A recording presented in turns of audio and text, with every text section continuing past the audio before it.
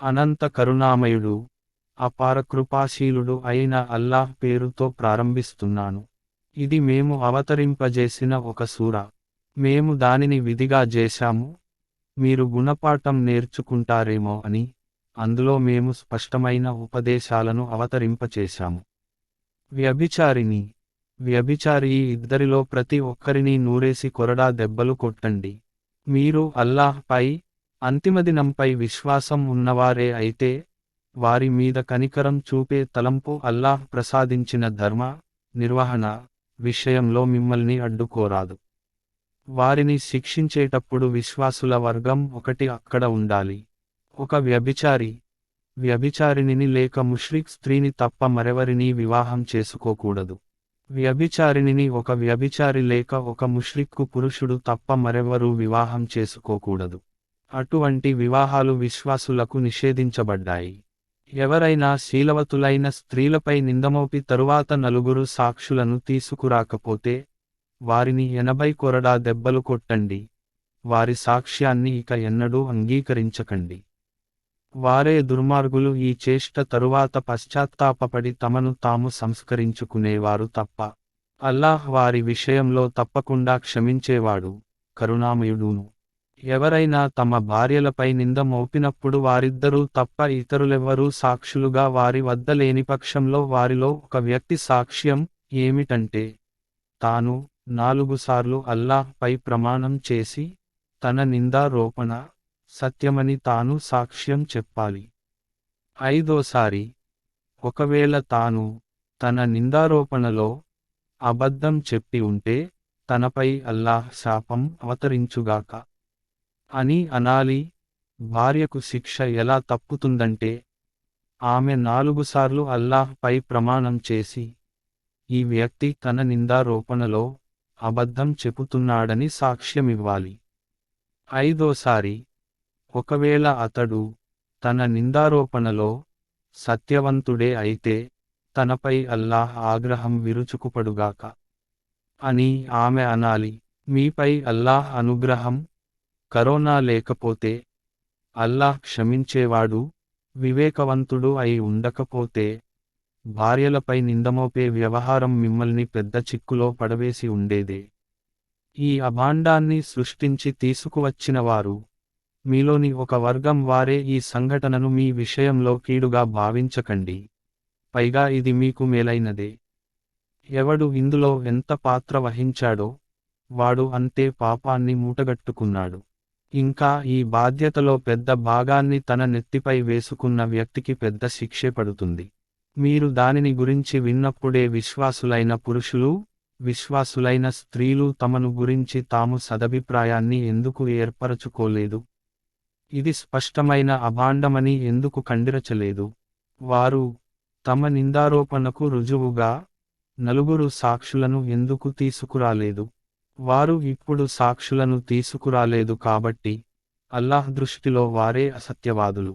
మీపై ప్రపంచంలోనూ పరలోకంలోనూ అల్లాహ్ అనుగ్రహం, ఆయన కారుణ్యం, కృప ఉండకపోతే, మీరు ఏ విషయాలలోనైతే పడిపోయారో, ఆ విషయాల పర్యవసానంగా ఒక పెద్ద శిక్ష మిమ్మల్ని పట్టుకుని ఉండేది. కొంచెం ఆలోచించండి. అప్పుడు మీరు ఎంత ఘోరమైన తప్పు చేశారో, అప్పుడు మీ నాలుకలు ఒక దాని నుండి మరొకటి ఈ అబద్ధాన్ని అందుకుంటూ పోయాయి.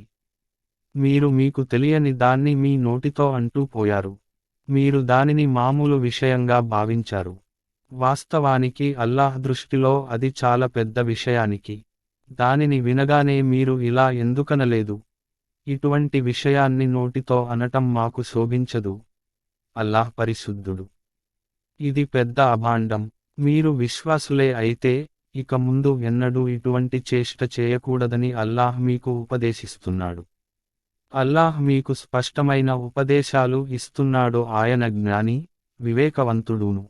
విశ్వాసుల వర్గంలో అశ్లీలత వ్యాపించాలని కోరేవారు ప్రపంచంలోనూ పరలోకంలోనూ వ్యధాభరితమైన శిక్షకు అర్హులు. అల్లాహ్ ఎరుగును, మీరు ఎరుగరు. ఒకవేళ అల్లాహ్ అనుగ్రహం, ఆయన కృపాకటాక్షాలు మీపైన లేకపోతే, అల్లాహ్ వాత్సల్యం కలవాడు, కరుణామయుడు అయి ఉండకపోతే ఇప్పుడు మీ మధ్య వ్యాపింపజేయబడిన విషయానికి దారుణమైన ఫలితాలకు కారణభూతమై ఉండేది. విశ్వసించిన ప్రజలారా, శైతాను అడుగుజాడలలో నడవకండి. వాడిని ఎవరైనా అనుసరిస్తే వాడు అతనికి అశ్లీలతనే, చెడునే ఆజ్ఞాపిస్తాడు. ఒకవేళ అల్లాహ్ అనుగ్రహం ఆయన కారుణ్యం మీ మీద లేకపోతే మీలో ఏ వ్యక్తి పరిశుద్ధుడు కాలేడు. కాని అల్లాహే తాను కోరిన వారిని పరిశుద్ధులుగా చేస్తాడు. అల్లాహ్ అన్నీ వినేవాడు, అన్నీ తెలిసినవాడును. మీలోని ప్రముఖులు, స్థితిపరులు తమ బంధువులకు, నిరుపేదలకు, అల్లాహ్ మార్గంలో వలస వచ్చిన ప్రజలకు సహాయం చేయకూడదని ప్రమాణం చేయరాదు. వారిని క్షమించాలి, వారి తప్పులను ఉపేక్షించాలి. మిమ్మల్ని అల్లాహ్ క్షమించాలని మీరు కోరుకోరా? అల్లాహ్ గుణం ఏమిటంటే ఆయన క్షమించేవాడు, కరుణించేవాడును. శీలవతులు, అమాయకులు అయిన విశ్వాసం గల స్త్రీలపై అభాండం వేసేవారు ప్రపంచంలోనూ, పరలోకంలోనూ శపించబడ్డారు. వారికి పెద్ద శిక్ష పడుతుంది. వారి నోళ్ళు, వారి కాళ్ళు, చేతులు వారి చేష్టలను గురించి స్వయంగా సాక్ష్యం పలికే రోజును వారు మరచిపోకూడదు. ఆ రోజు అల్లాహ్ వారికి తగిన ప్రతిఫలాన్ని పూర్తిగా ఇస్తాడు. ఇంకా సత్యాన్ని సత్యంగా చేసి చూపే అల్లాహే సత్యమని వారికి తెలిసిపోతుంది. అపవిత్ర స్త్రీలు అపవిత్ర పురుషుల కొరకు, అపవిత్ర పురుషులు అపవిత్ర స్త్రీల కొరకే. పవిత్ర స్త్రీలు పవిత్ర పురుషుల కొరకు, పవిత్ర పురుషులు పవిత్ర స్త్రీల కొరకే. నిందలు మోపే వారి నిందల నుండి వారు పరిశుద్ధులు. వారికై క్షమాభిక్ష గౌరవప్రదమైన ఉపాధి ఉన్నాయి. విశ్వసించిన ప్రజలారా, మీ ఇళ్లల్లోకి తప్ప ఇతరుల ఇళ్లల్లోకి ప్రవేశించకండి. ఇంటివారి అంగీకారం పొందనంత వరకు, ఇంటివారికి సలాం చేయనంత వరకు. ఈ పద్ధతి మీకు ఎంతో ఉత్తమమైనది. దీనిని మీరు పాటిస్తారని ఆశించబడుతోంది. ఇంకా ఒకవేళ అక్కడ మీరు ఎవరినీ కనుగొనకపోతే మీకు అనుమతి ఇయ్యబడనంత వరకు ప్రవేశించకూడదు. ఒకవేళ తిరిగి వెళ్ళిపొమ్మని మీతో అంటే తిరిగి వెళ్ళిపోండి. ఇది మీకు ఎంతో పరిశుద్ధమైన పద్ధతి. మీరు ఏది చేస్తారో అది అల్లాహ్కు బాగా తెలుసు. అయితే ఎవరికీ నివాస స్థలం కానటువంటి మీకు ప్రయోజనకరమైన లేక పనికి వచ్చే వస్తువేదైనా ఉన్నటువంటి ఇళ్లల్లోకి ప్రవేశిస్తే అది మీకు దోషమేమీ కాదు. మీరు బహిరంగపరచేది, దాచేది అంతా అల్లాహ్కు తెలుసు. ప్రవక్త, విశ్వసించిన పురుషులకు తమ చూపులను కాపాడుకోండి అని, తమ మర్మాంగాలను రక్షించుకోండి అని చెప్పు. ఇది వారికి ఎంతో పరిశుద్ధమైన పద్ధతి. వారు చేసే దానిని గురించి అల్లాహ్కు బాగా తెలుసు. ప్రవక్త, విశ్వసించిన మహిళలకు ఇలా చెప్పు, తమ చూపులను కాపాడుకోండి అని, తమ మర్మాంగాలను రక్షించుకోండి అని, తమ అలంకరణను ప్రదర్శించవలదనిదానంతటా అదే కనిపించేది తప్ప తమ వక్షస్థలాలను ఓణీ అంచులతో కప్పుకోవాలని, వారు తమ అలంకరణను వీరి ముందు తప్ప మరెవరి ముందు ప్రదర్శించకూడదని. భర్త, తండ్రి, భర్తల తండ్రులు, తమ కుమారులు, భర్తల కుమారులు, అన్నదమ్ములు, అన్నదమ్ముల కుమారులు, అక్కా చెల్లెళ్ళ కుమారులు, తమతో కలిసి మెలసి ఉండే స్త్రీలు, తమ స్త్రీ పురుష బానిసలు, వేరే ఏ ఉద్దేశ్యమూ లేని వారి కింద పనిచేసే పురుష సేవకులు, స్త్రీల గుప్త విషయాలను గురించి ఇంకా తెలియని బాలురు, తాము గుప్తంగా ఉంచిన తమ అలంకరణ ప్రజలకు తెలిసేలా వారు తమ కాళ్లను నేలపై కొడుతూ నడవరాదని కూడా వారికి చెప్పు. విశ్వసించిన ప్రజలారా, మీరంతా కలిసి అల్లాహ్ వైపునకు మరలి క్షమాభిక్షను వేడుకోండి. మీకు సాఫల్యం కలగవచ్చు. మీలో ఎవరు వివాహం లేకుండా ఒంటరిగా ఉంటున్నారో, మీ స్త్రీ పురుష బానిసలలో ఎవరు గుణవంతులో వారి వివాహాలు చేసివేయండి. వారు గనక పేదవారైతే అల్లాహ్ తన అనుగ్రహంతో వారిని సంపన్నులుగా చేస్తాడు. అల్లాహ్ అంతులేని వనరులు కలవాడు, సర్వమూ తెలిసినవాడు. వివాహ అవకాశాన్ని ఇంకా పొందనివారు శీల శుద్ధతను పాటించాలి. అల్లాహ్ తన అనుగ్రహం ద్వారా వారికి కలిమి ఇచ్చే వరకు మీ అధీనంలో ఉన్న వారిలో ఎవరైనా ముకాతబత్ షరతుల పత్రం కొరకు విజ్ఞప్తి చేస్తే, వారిలో మంచితనం ఉందని మీరు గ్రహిస్తే వారితో ముకాతబత్ ను కుదుర్చుకోండి. అల్లాహ్ మీకు ఇచ్చిన ధనం నుండి మీరు వారికి ఇవ్వండి. మీ లౌకిక ప్రయోజనాల నిమిత్తం మీ బానిస స్త్రీలను వేశ్యావృత్తికై బలవంతపెట్టకండి. వారే శీలవతులుగా ఉండగోరినప్పుడు ఎవరైనా వారిని బలవంతపెడితే, ఆ బలత్కారం తరువాత అల్లాహ్ వారి బానిస ని క్షమించేవాడు, కరుణించేవాడును. మేము స్పష్టమైన మార్గదర్శకత్వాన్నిచ్చే ఆయత్లను మీ వద్దకు పంపాము. మీకు పూర్వం గతించిన జాతుల గుణపాఠం నేర్పే ఉదాహరణలను కూడా మేము మీ ముందు పెట్టాము. భయభక్తులు కలవారికి అవసరమైన ఉపదేశాలను కూడా మేము చేశాము. అల్లాహ్ ఆకాశములకు, భూమికి వెలుగు. సృష్టిలో ఆయన వెలుగు ఉపమానం ఇలా ఉంది. ఒక గూటిలో దీపం ఉన్నది. ఆ దీపం ఒక గాజు చిమ్నీలో ఉన్నది. ఆ గాజు కుప్పె ఆణిముత్యం మాదిరిగా మెరిసే నక్షత్రంలా ఉన్నది. ఆ దీపం శుభవంతమైన ఒక జైతూన్ వృక్షపు నూనెతో ప్రకాశింపజేయబడుతోంది. ఆ వృక్షం తూర్పుకు చెందదు, పడమరకు చెందదు, దాని నూనె నిప్పు తగలకపోయినా దానంతట అదే మండుతుంది.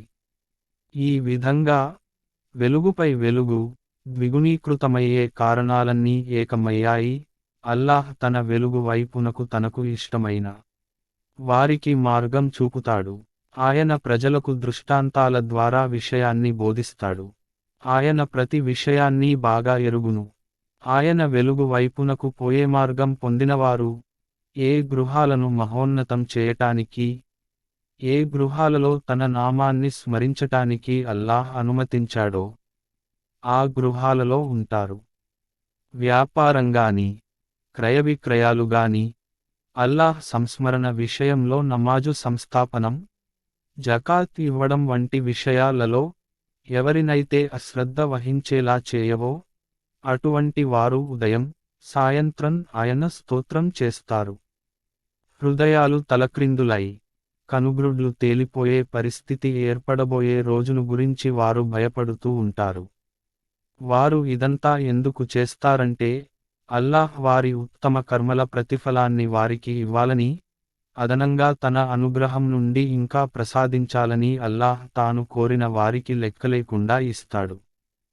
దానికి వ్యతిరేకంగా, అవిశ్వాసానికి పాల్పడిన వారి కర్మలకు ఉపమానంగా ఎడారిలోని ఎండమావిని చెప్పవచ్చు. దప్పిక గొన్నవాడు దానిని చూసి నీరు అనుకున్నాడు కాని అక్కడకు చేరి ఏమీ పొందలేకపోయాడు. అయితే అతడు అక్కడ అల్లాహ్ ఉన్నట్లు కనుగొన్నాడు. ఆయన అతని లెక్కను పూర్తిగా తేల్చివేశాడు. లెక్క తేల్చడంలో అల్లాహ్కు ఏమాత్రం ఆలస్యం కాదు. లేదా వారి కర్మలకు ఒక లోతైన సముద్రంలోని చీకటిని ఉపమానంగా చెప్పవచ్చు. ఆ చీకటి పై ఒక అల వ్యాపించి ఉన్నది. దానిపై మరొక అల, దానిపై మేఘం, చీకటిపై చీకటి. మనిషి తన చేతిని బయటకు సాచితే దానిని కూడా చూడలేడు. ఎవరికి అల్లాహ్ తన వెలుగును ప్రసాదించడో అతనికి మరే వెలుగు లేదు. ఆకాశాలలోనూ భూమిపైన ఉన్న సమస్తము, రెక్కలు విప్పి ఎగిరే పక్షులు సైతము అల్లాహ్ స్తోత్రం చేయటాన్ని నీవు చూడటం లేదా? ప్రతి ఒక్కటి తన నమాజును, తన స్తోత్రం చేసే పద్ధతిని ఎరుగును. అవి చేసే వాటినన్నింటినీ అల్లాహ్ బాగా ఎరుగును. ఆకాశముల మీద, భూమి మీద సామ్రాజ్యాధికారం అల్లాహ్దే. ఆయన వైపునకే అంతా మరలవలసి ఉన్నది. అల్లాహ్ మేఘాన్ని మెల్లమెల్లగా నడపటాన్ని, దాని తునకలను ఒకదానితో ఒకటి కలపటాన్ని, తరువాత దానిని పోగుచేసి ఒక దట్టమైన మబ్బుగా మలచటాన్ని నీవు చూడవా? తరువాత దాని పైపొర నుండి వర్షపు చినుకులు రాలుతూ ఉండటాన్ని నీవు చూస్తావు. ఆయన ఆకాశం నుండి, దానిలోని ఎత్తైన పర్వతాలు కారణంగా వడగండ్లను కురిపిస్తాడు. తాను తలచిన వారికి వాటి ద్వారా నష్టం కలిగిస్తాడు. తాను తలచిన వారిని వాటి నుండి రక్షిస్తాడు. దాని పిడుగు యొక్క మెరుపు చూపులను చెదరగొడుతుంది. రేయింబవళ్ళ పరిభ్రమణను ఆయనే చేస్తున్నాడు. కళ్ళున్న వారికి ఇందులో గుణపాఠం ఉంది. అల్లాహ్ ప్రతి ప్రాణిని ఒక విధమైన నీటితో సృష్టించాడు. ఒకటి పొట్టపై నడుస్తుంటే, మరొకటి 2 కాళ్లపై, ఇంకొకటి 4 కాళ్లపై నడుస్తోంది. ఆయన తనకు ఇష్టమైన దానిని సృష్టిస్తాడు. ఆయనకు ప్రతిదానిపై అధికారం ఉన్నది. మేము నిజాన్ని స్పష్టంగా తెలిపే వాక్యాలను అవతరింపజేశాము. ఇక రుజుమార్గం వైపునకు అల్లాహే తనకు ఇష్టమైన వారికి దారి చూపుతాడు. మేము అల్లాహ్ను, దైవ ప్రవక్తను విశ్వసించాము, విధేయతను అంగీకరించాము అని వారు అంటారు. కాని దాని తరువాత వారిలోని ఒక వర్గం, విధేయత పట్ల విముఖతను చూపింది. అటువంటి వారు ఎంతమాత్రం విశ్వాసులు కారు. దైవ ప్రవక్త వారి మధ్య ఉన్న వ్యాజ్యం విషయంలో తీర్పు చెప్పటానికి వారిని అల్లాహ్ వైపునకు, ప్రవక్త వైపునకు రమ్మని పిలిచినప్పుడు, వారిలోని ఒక ప్రత్యర్థి వర్గం విముఖత చూపుతుంది. కాని ఒకవేళ సత్యం వారికి అనుకూలంగా ఉంటే, దైవ ప్రవక్త వద్దకు పెద్ద విధేయులు మాదిరిగా వచ్చేస్తారు. వారి హృదయాలకు కపట రోగమేదైనా తగిలిందా, లేదా వారు సంశయంలో పడిపోయారా, లేదా అల్లాహ్ మరియు ఆయన ప్రవక్త తమకు అన్యాయం చేస్తారని వారికి భయమా? అసలు విషయమేమిటంటే, అన్యాయపరులు స్వయంగా వారే. విశ్వసించే వారి పని ఏమిటంటే, తమ వ్యాజ్యాన్ని దైవ ప్రవక్త పరిష్కరించే విషయంలో వారు అల్లాహ్ వైపునకు, ప్రవక్త వైపునకు పిలువబడితే, మేము విన్నాము, విధేయత చూపాము అని అనాలి. అటువంటి వారే సాఫల్యం పొందుతారు. అల్లాహ్కు, ప్రవక్తకు విధేయత చూపేవారు, అల్లాహ్కు భయపడేవారు, ఆయన పట్ల అవిధేయతకు దూరంగా ఉండేవారు మాత్రమే విజయం పొందుతారు. వారు కపటులు, అల్లాహ్ పేరుతో గట్టి ప్రమాణాలు చేసి, మీరు ఆజ్ఞాపిస్తే మేము ఇళ్ల నుండి బయలుదేరుతాము అని అంటారు. వారితో ప్రమాణాలు చేయకండి, మీ విధేయత ఎలాంటిదో తెలుసు, మీ చేష్టలు అల్లాహ్ ఎరుగనివేమీ కావు అని అను. ఇలా బోధించు, అల్లాహ్కు విధేయులు కండి, దైవ ప్రవక్త ఆదేశాలను పాటించండి. కాని ఒకవేళ మీరు విముఖులైతే, బాగా తెలుసుకోండి, దైవ ప్రవక్తపై పెట్టబడిన కర్తవ్య భారం వరకే అతను బాధ్యుడు. మీపై మోపబడిన కర్తవ్య భారానికి మీరు బాధ్యులు. దైవ ప్రవక్తకు విధేయులైతే మీరే మార్గదర్శకత్వం పొందుతారు. లేకపోతే స్పష్టంగా ఆజ్ఞను అందజేయటాన్ని మించి ఎక్కువ బాధ్యత దైవ ప్రవక్తపై లేదు. మీలో విశ్వసించి మంచి పనులు చేసేవారికి అల్లాహ్ చేసిన వాగ్దానమేమిటంటే, ఆయన వారిని, వారికి పూర్వం గతించిన ప్రజలను చేసిన విధంగా, భూమిపై ఖలీఫాలు, ప్రతినిధులు గా చేస్తాడు. అల్లాహ్ వారికై అంగీకరించిన వారి ధర్మాన్ని వారి కొరకు పటిష్టమైన పునాదులపై స్థాపిస్తాడు. వారి యొక్క ప్రస్తుత భయస్థితిని శాంతి భద్రతలతో కూడిన స్థితిగా మారుస్తాడు. కనుక వారు నాకు దాస్యం చేయాలి, ఎవరినీ నాకు భాగస్వాములుగా చేయకూడదు. దీని తరువాత ఎవరైనా అవిశ్వాసానికి పాల్పడితే, అటువంటి వారే హద్దులు మీరినవారు. నమాజును స్థాపించండి, జకాత్ ఇవ్వండి, దైవ ప్రవక్తకు విధేయులుగా ఉండండి. అప్పుడు మీరు కరుణింపబడతారని ఆశించవచ్చు. అవిశ్వాసానికి పాల్పడేవారు అల్లాహ్ను లొంగదీయగలరని భ్రమపడకండి. వారి నివాసం నరకం, అది బహుచెడ్డ నివాసం. విశ్వసించిన ప్రజలారా, మీ బానిసలు, యుక్త వయస్సుకు ఇంకా చేరని మీ పిల్లలు 3 సమయాలలో తప్పనిసరిగా అనుమతి తీసుకున్న తరువాతనే మీ వద్దకు రావాలి.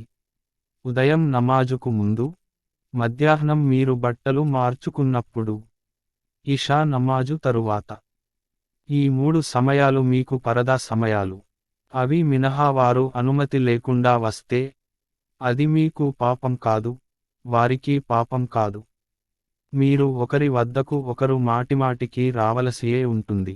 ఈ విధంగా అల్లాహ్ మీకు తన సూక్తులను విశదీకరిస్తున్నాడు. ఆయన జ్ఞాని, వివేకీను. మీ పిల్లలు యుక్త వయస్సుకు చేరుకున్నప్పుడు, తమ పెద్దలు అనుమతి తీసుకునే విధంగానే వారు కూడా అనుమతి తీసుకుని మరీ రావాలి. ఇలా అల్లాహ్ తన వాక్యాలను మీ ముందు విశదం చేస్తున్నాడు. ఆయన జ్ఞాని మరియు వివేకి. యౌవనం ఉడిగిపోయి, వివాహం పట్ల ఉత్సాహం సన్నగిల్లిన స్త్రీలు తమ దుప్పట్లను తీసివేస్తే, వారు ఏ దోషమూ చేసినట్లు కాదు, అయితే వారు తమ అలంకరణను ప్రదర్శించేవారు కాకూడదు. అయినప్పటికీ, వారు సిగ్గునే పాటిస్తే, అది వారికే శ్రేయస్కరమైనది. అల్లాహ్ అన్నీ వింటాడు, అన్నీ తెలిసినవాడు. ఒకవేళ ఏ అంధుడైనా, ఏ కుంటివాడైనా, ఏ రోగి అయినా, ఎవరి ఇంట్లోనైనా అన్నం తినివేసినట్లయితే అది దోషం కాదు.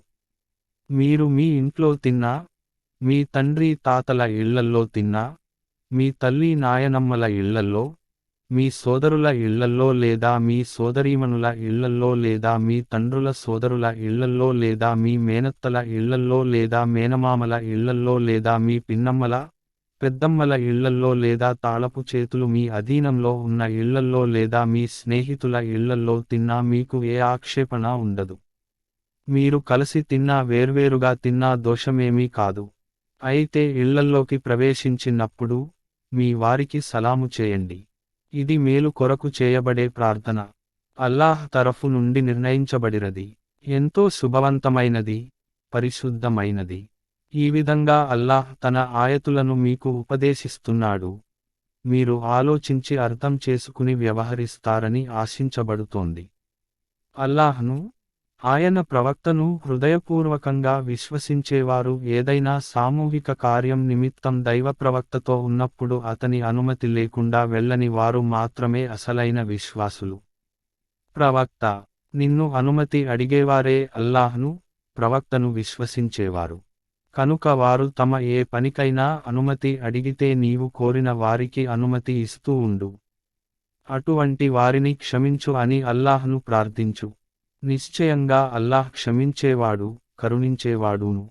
ముస్లిములారా, దైవ ప్రవక్త పిలుపును మీలో ఒకరినొకరు పిలుచుకునే పిలుపుగా భావించకండి.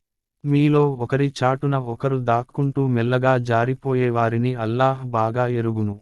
దైవ ప్రవక్త ఆజ్ఞను ఉల్లంఘించేవారు, తాము ఏదైనా ఉపద్రవంలో చిక్కుకుపోతామేమో అని, తమపై బాధాకరమైన శిక్ష ఏదైనా అవతరిస్తుందేమో అని భయపడాలి. జాగ్రత్త, ఆకాశాలలోనూ భూమిపైన ఏది ఉన్నదో అది అల్లాహ్దే. మీరు ఏ వైఖరి అవలంబించినా దానిని అల్లాహ్ ఎరుగును. ప్రజలు ఆయన వైపునకు మరలింపబడేనాడు వారు ఏమేమి చేసివచ్చారో ఆయన వారికి తెలియజేస్తాడు. ఆయనకు ప్రతి దానిని గురించి పూర్తిగా తెలుసు.